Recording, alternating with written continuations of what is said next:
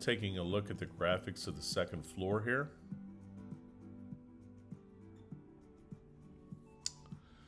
I want to do a quick reference to outdoor CO2. Click down here on the left, bottom left, and find our outdoor air CO2. It's about 491 parts per million. What I've noticed is some variance between indoor CO2 and outdoor CO2. I've never really run across a case where indoor CO2 is lower than outdoor CO2. So I've got to take the variance in the sensors kind of with a grain of salt. So let's say this looks to be a pretty good reading. I would say between 400 and 500 in an urban area is pretty typical. It's usually a little higher in the summer. But we go back to, we look at 7th floor at the thermal graph here, which is, again, the representation of zones that are satisfied. It's about 1 o'clock on the 29th. We can see most spaces are nearly satisfied here.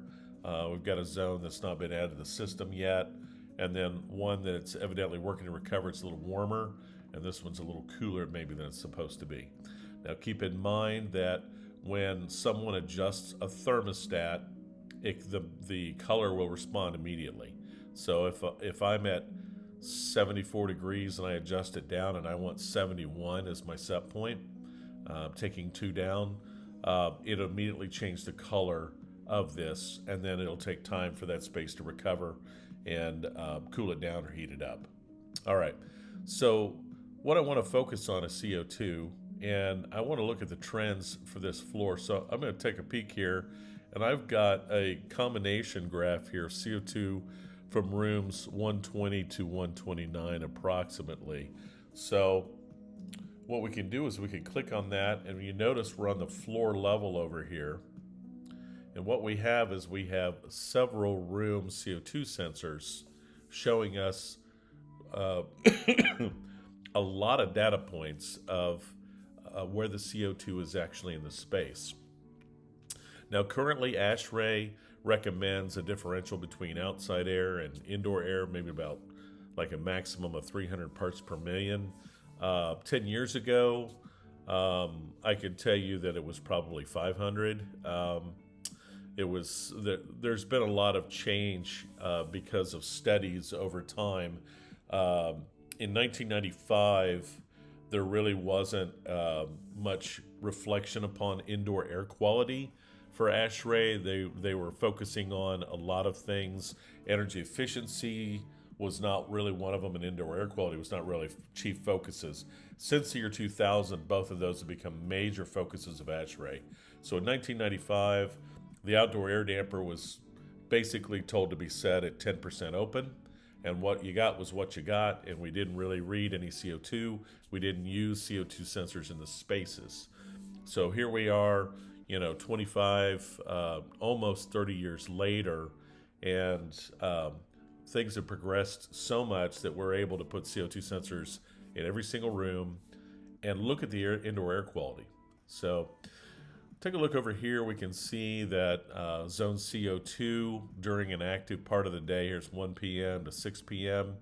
The variances in the spaces, but all well below 600 parts per million, so really excellent. We can see the diversity in the spaces here as well. And then we come over here and we can see nighttime activity here. We see a little more diversity in these rooms at nighttime than we do here. Mainly because maybe some of these are unoccupied. Maybe these are, getting them up at 3:10 a.m. to check something, maybe to check their lungs, their breathing, who knows. So this diversity really tells us a lot about the spaces. You can see some peak issues here. I would say these are probably, because there's so many spaces affected, I would say this is probably like the outdoor air damper or the static pressure of the system was affected. We do have construction going on right now, so it could have been either one of those items.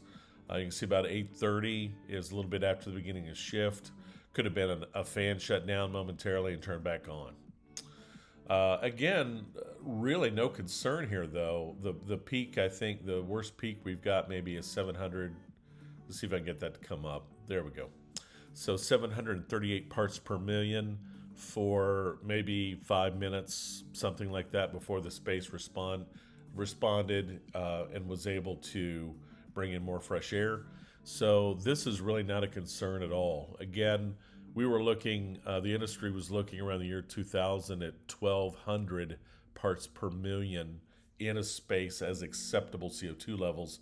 Now we're looking at such a change now. We're looking at 700 to 800. I think if you walked in and everything was 800 parts per million at every space, it would probably be declared a little high but acceptable for a hospital. So this is actually excellent. This ventilation is going on.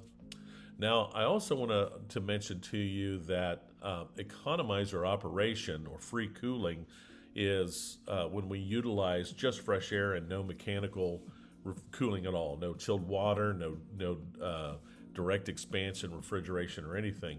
So we usually bring in greater amounts of fresh air during an economizer. So economizer phase, while it's a little heavier on the filtration media of getting out, the no recirculated air, basically, right? So it's 100% fresh air coming in. We're not recirculating anything.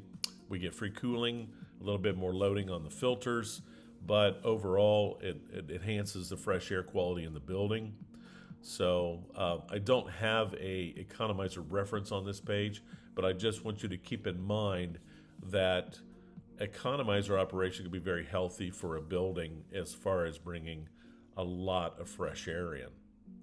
However, once we get outside the economizer window, we have to go back to heating and cooling, mechanical refrigeration, and that's fine too because we'll need dehumidification once the temperature rises outdoor.